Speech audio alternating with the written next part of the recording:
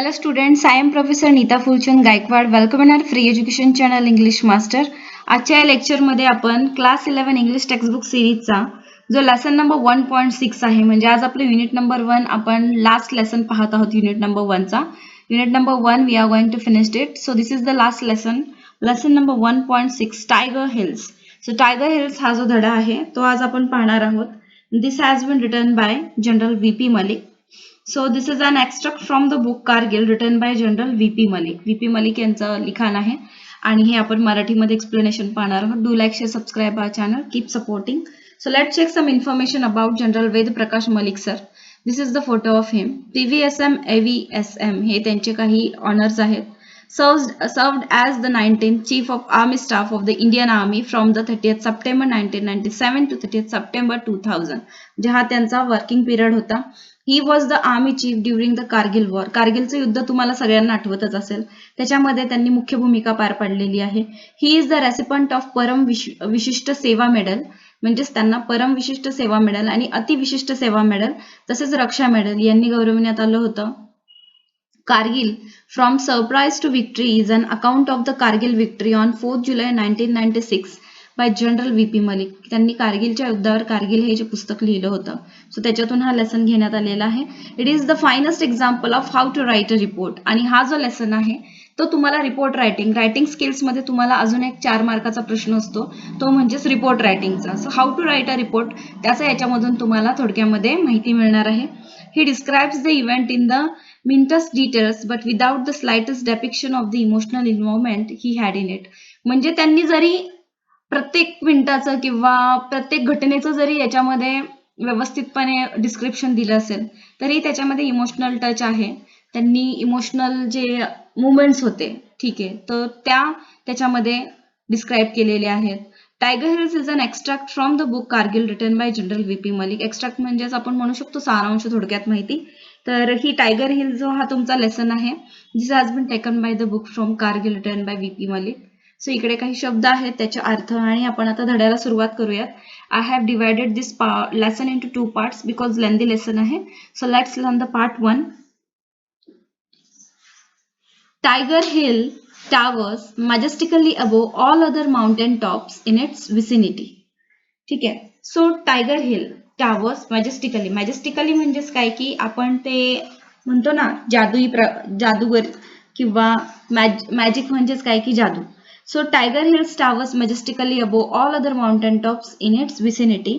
Tiger हिलचे जे शिखर आहे त्याच्या भव्यतेमुळे सभोवतालचे इतर सर्व पर्वत शिखरावरूनही अधिक नजरेत भरते. विसिनिटी म्हणजे आपण म्हणतो ना भव्यता, ठीक आहे. Although located almost 10 kilometers north of the Srinagar-Kargil Leh highway, the enemy position on this mountain top part of this highway. So इथे ते म्हणत आहेत की हे जे ठिकाण आहे टायगर हिल ते श्रीनगर कारगिल लेह महामार्गापासून जरी 10 किलोमीटरच्या अंतरावर 10 kilometre north of the Srinagar 10 kilometre उत्तरेकडे असले तरी या डोंगराळ भागावर असलेले शत्रूचे वर्चस्व या महामार्गावरही जाणवते. After the recapture of Tololing and the adjacent features, evicting the enemy from this well-fortified position became a priority. इथे शब्द आहेत, याचा अर्थ आपण अगोदर समजून घेऊया. टोलोलिंग आणि समीपचे भाग. टोलोलिंग ही एक तिथला म्हणजे प्लेसचं नाव आहे. Tololing at the adjacent features. adjacent म्हणजे situated near or close to something, म्हणजे जवळपास असणारे जे ठिकाणं आहेत, ठीक आहे. सो टोलोलिंग आणि समीपचे जवळपासचे भाग पुन्हा काबीज केल्यानंतर evicting the enemy from this well fortified position become a priority. Evicting म्हणजे to remove somebody from a house or land specially with the support of law. आणि या तटबंदीने संरक्षित असलेल्या ठिकाणावर शत्रूचे अस्तित्व समूळ नष्ट करण्याच्या कामाला आता प्राधान्य होते. वेल फोर्टिफाईड म्हणजेच to strengthen a place well against attack, म्हणजेच आपण असं म्हणूया की तटबंदीने संरक्षित असलेलं क्षेत्र, adjacent फीचर्स जवळपासचा भाग, आणि एविक्टिंग म्हणजे शत्रूला आपण तिथून हकलून देणे किंवा त्यांचा अस्तित्व नष्ट करणे. तर या पूर्ण सेंटेन्सचा अर्थ आहे की टोलोलिंग आणि ज्याच्या जवळपासचे भाग पुन्हा काबीज केल्यानंतर या तटबंदीने संरक्षित असलेल्या ठिकाणावरील शत्रूचे अस्तित्व समूळ नष्ट करण्याच्या कामाला आता प्राधान्य होते. प्रायोरिटी म्हणजे प्राधान्य.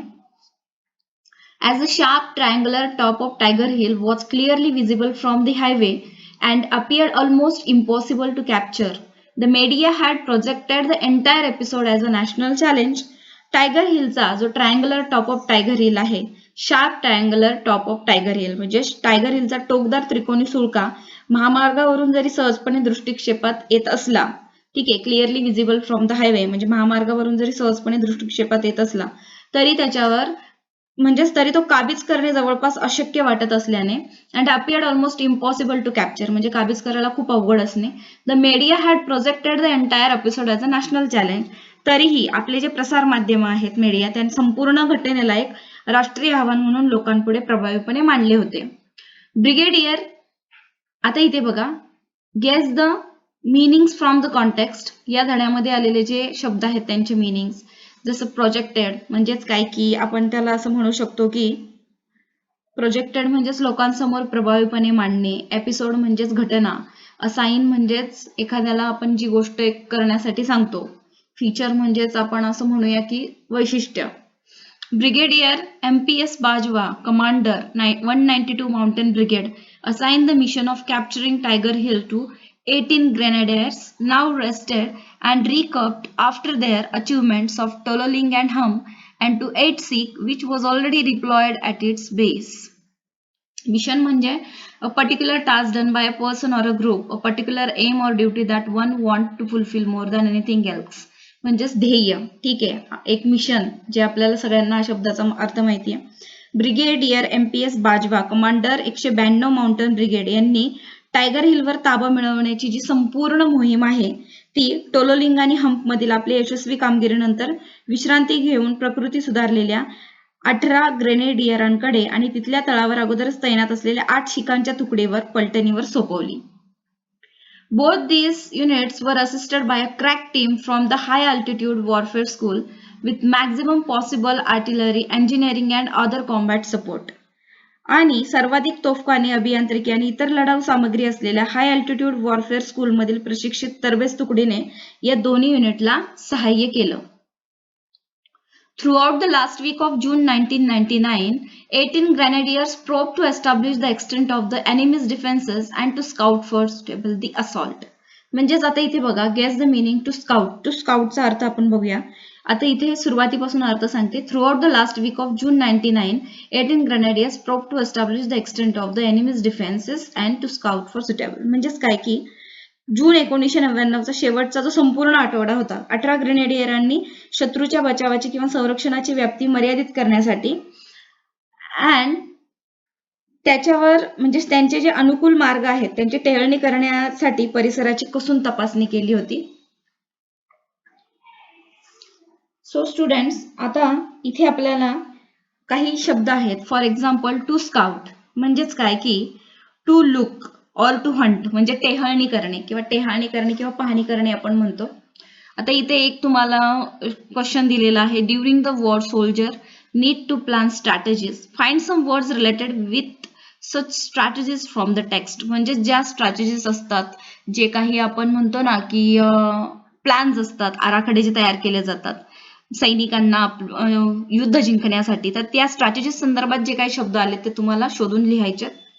A simultaneous multi-directional assault emerged as the best strategy. Okay, so आता ते इथे म्हणत आहेत असॉल्टचा अर्थ काय students? ASSAULT. It means attack म्हणजेच हल्ला. असॉल्ट म्हणजेच हल्ला. A simultaneous multi directional assault emerge as the best strategy. Okay, तर त्यांनी आपण काय म्हणू शकतो स्ट्रॅटेजीला? योजना किंवा डावपेच. एकाच वेळी विविध दिशांना हल्ला करणे हे डावपेच सर्वोत्तम म्हणून पुढे म्हणजे सगळ्यात उत्तम डावपेच म्हणून तो पुढे आला, best strategy. The commanding officer of 41 field regiment ड्रीव up on elaborate artillery fire plan. आणि 41 फील्ड रेजिमेंटच्या कमांडिंग ऑफिसरने तोफांचा गोळीबार करण्याची एक विस्तृत योजना तयार केली. आर्टिलरी फायर प्लॅन, आर्टिलरी म्हणजे तोफगोळा, म्हणजेच तोफगोळ्यांनी हल्ला करण्याचा, तोफांचा गोळीबार करण्याचा जो प्लॅन होता तो त्यांनी आखला.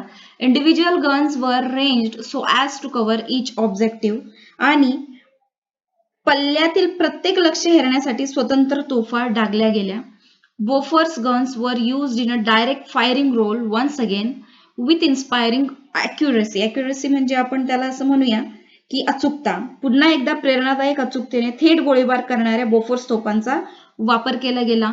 On the day of the assault म्हणजे हल्ल्याच्या दिवशी nearly 120 field and medium guns म्हणजे त्या दिवशी सुमारे 120 फील्ड आणि मध्यम तोफा, 122 mm multi barrelled Grad rocket launchers आणि 122 mm multi barrelled Grad rocket launchers, त्याच्यासोबतच मॉर्टार्स रेनडेथ म्हणजेच की लहान तोफांनी म्हणजेच की आपण ह्याचा अर्थ असं घेऊया की and mortars rained death and destruction on the enemy at Tiger Hills, की या सगळ्या गोष्टींचा वापर करून म्हणजे हल्ल्याच्या दिवशी सुमारे 120 फील्ड आणि मध्यम तोफा असतील, 122 mm मल्टीबॅरल ग्रॅड रॉकेट लॉन्चर्स असतील आणि लहान तोफांनी टायगर हिलवरील शत्रूवर प्राणघातक आणि विध्वंसक भडीमार केला.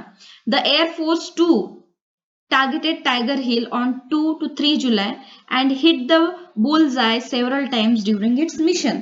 आणि वायुसेना आपली जी एअरफोर्स आहे वायुसेना त्यांनी 2 ते 3 जुलै रोजी टायगर हिलला लक्ष्य केले आणि मोहिमेदरम्यान अनेक वेळा शत्रूवर अचूक नेम साधला. द बुलजाय म्हणजेच काय, अचूक नेम साधणे. For the first time in India's military history a TV channel covered the battle live. आणि भारताच्या लष्करी इतिहासात प्रथमच एका टीव्ही चॅनलने युद्धाचे थेट लाईव्ह प्रक्षेपण दाखवले होते. A sign of progress and transparency, हे प्रगतीचे आणि पारदर्शकतेचे, ट्रान्सपरन्सी म्हणजेच मराठीत पारदर्शकता याचं हे चिन्ह म्हणावं लागेल. Not to mention the on screen depiction of confidence, त्याचबरोबर आत्मविश्वासाचे पडद्यावर झालेले ते सार्थ दर्शनही होते. The Tiger Hill feature extends about 2200 meters from west to east and about 1000 meters north to south.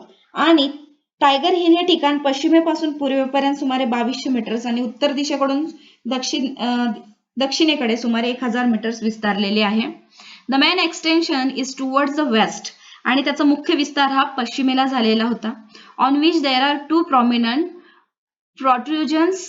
Okay, protrusions म्हणजे a thing that extend from the place or from the surface something that sticks out. म्हणजेच काय की त्यातील म्हणजे जिथे त्याचे 2 प्रमुख भाग पुढे किंवा बाहेर आलेले आहेत. प्रॉमिनंट प्रोट्रुजन्स म्हणजेच प्रमुख भाग बाहेर येणे. द फर्स्ट, त्यातला पहिला भाग जो होता approximately 500 meters west of Tiger Hills, तो 500 मीटर्स टायगर हिल पासून साधारण 500 मीटर्स पश्चिम दिशेला आहे. Had been named India Gate, आणि त्याचे इंडिया गेट असे नामकरण केले गेले. अँड द सेकंड, आणि जो दुसरा भाग होता त्याला helmet, located another 300 meters away, जो तर दुसरा हेल्मेट हा भाग आणखी पुढे 300 मीटर अंतरावर आहे. अप्रॉक्सिमेटली म्हणजे साधारणपणे 1 company of 12 Northern Light Infantry Pakistan held the whole feature. तर साधारणपणे 12 उत्तरीय लाईट इन्फंट्री या पाकिस्तानच्या एका कंपनीने म्हणजे बटालियन मधील सैनिकांचा तो जो एक गट असतो इन्फंट्री म्हणजे, तर तो संपूर्ण भाग आपल्या अखत्यारीत ठेवला होता. At 1900 hours on 3rd July, 18 Grenadiers commenced its multi-directional assault under the cover of bad weather and darkness, supported by the firepower of artillery and mortars. Mortars म्हणजे छोट्या तोफा, artillery म्हणजे मोठ्या तोफा, ठीक आहे, ज्या तोफा गोळीबारासाठी वापरल्या जातात. सो इथे हे सांगत आहेत की 3 जुलै रोजी सायंकाळी 7 वाजता 1900 hours म्हणजे 7 वाजता 18 ग्रेनेडियर्सने अतिशय खराब हवामान म्हणजेच जे बॅड वेदर आणि डार्कनेस, खराब हवामान आणि मिट्ट काळोखाच्या छायेत तोफगोळे आणि लहान तोफांच्या बळावर विविध दिशांनी हल्ला करायला सुरुवात केली. A company captured and intermediate position call Tongue by 0130 hours on 4th July. म्हणजेच हे इथे म्हणत आहेत की ए कंपनीने 4 जुलै रोजी 1:30 वाजता टंग नावाच्या मध्यवर्ती स्थानावर त्यांनी ताबा मिळवला. टंग हे तिथे एक जागा आहे, पोझिशन आहे, प्लेस आहे, त्याच्यावर ताबा मिळवला. Further advance along the southeastern spur leading to Tiger Hill top was stalled due to accurate fire by the enemy from India Gate, helmet and top. Spur म्हणजे an area of high ground extending from a mountain or hill. म्हणजेच काय की India Gate आणि helmet आणि top या स्थानांवरून शत्रूंनी अचूक मारा केल्यामुळे टायगर हिलकडे जाणाऱ्या जो आग्नेय दिशेकडचा डोंगराच्या पट्ट्याकडील मोहीम म्हणजे आगेकूच स्थगित करावी लागली.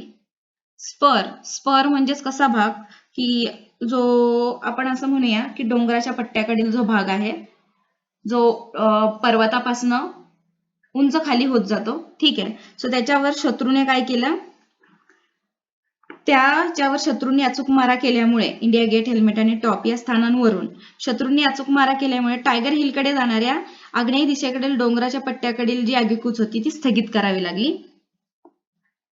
मीनवाईल, परंतु दरम्यान captain Sachin Nimbalkar led the D company assault from the east. परंतु कॅप्टन सचिन निंबाळकर यांनी पूर्वेकडून डी कंपनीच्या हल्ल्याचे नेतृत्व केले. His company had to negotiate steep escarpment using mountaineering equipment despite the darkness and the inclement weather. Escarpment means a long steep slope at the edge of a plateau. म्हणजेच काय की तुम्हाला याचा अर्थ मी सांगते. आपण पाहूया की दरम्यान कॅप्टन सचिन निंबाळकर यांनी डी कंपनीकडून पूर्वेच्या दिशेने डी कंपनीच्या हल्ल्याचे नेतृत्व केले. अंधार आणि प्रतिकूल वातावरणाला तोंड देत त्यांच्या कंपनीने गिर्यारोहणाची साधन सामग्री वापरून, माउंटेनियर म्हणजे गिर्यारोहण, साधन सामग्री वापरून अतिशय कठीण असा उभ्या उतरणीचा भाग सर केला. एस्कार्पमेंट म्हणजेच अतिशय कठीण असा उभ्या उतरणीचा भाग असतो तो त्यांनी पार केला. His approach took the enemy by surprise, आणि त्यांच्या चढाईने शत्रूला अचंबित केले. आफ्टर सम फायर फायटिंग, थोड्या गोळीबारानंतर D company was successful in occupying the eastern portion of area Collar which lay within 100 metres of Tiger Hill top. आणि D कंपनीचे काय केलं की अंधार आणि प्रतिकूल वातावरणाला तोंड देत गिर्यारोहणाची जी साधन सामग्री होती तर त्या अतिशय कठीण जो उभ्या उतरणीचा भाग होता तो त्यांनी सर केला आणि त्यामुळे शत्रू अचंबित झाला. आणि थोडाफार गोळीबार झाल्यानंतर डी कंपनीने टायगर हिल टॉप पासून 100 मीटरचं जे अंतर होतं त्या अंतराच्या आत असलेला एरिया म्हणजे कॉलरच्या पूर्वेकडील, ठीक आहे, ईस्टर्न पोर्शन ऑफ एरिया कॉलरच्या पूर्वेकडील भागावर कब्जा करण्यात आपल्या डी कंपनीला यश आलं. The enemy was taken aback due to the steps taken by the Indian army. Support your answer. इथे म्हणतायत की the enemy was taken aback due to the steps taken by the Indian, म्हणजे शत्रूने भारतीय सैन्याच्या समोर माघार का घेतली, म्हणजे शत्रूने भारतीय सैन्यासमोर माघार घेतली. ठीक आहे, सो याचं तुम्हाला आन्सर इथे जो लेसन तुम्ही लर्न करताय व्यवस्थित ऐका, नोट्स तुम्ही काढा आणि उत्तरं तुम्ही स्वतः लिहिण्याचा प्रयत्न करा. ठीक आहे स्टुडंट्स. अजून एक प्रश्न दिलाय की media supported and assisted the battle live, की जे आपले प्रसार माध्यम आहेत त्यांनी लाईव्ह प्रक्षेपण करायला मदत केली. Guess the risk of the media people and the army, म्हणजे त्यावेळेस त्या प्रसार माध्यमांना कोणत्या रिस्क आणि कोणते आव्हानांना तोंड द्यावं लागलं ते तुम्हाला शोधायचंय आणि लिहायचंय. Okay. On another front, C Company and Ghatak Commando Platoon under Lieutenant Balwant Singh also surprised the enemy, this time along the difficult northeastern spur, and obtained a toehold just 30 meters from the top.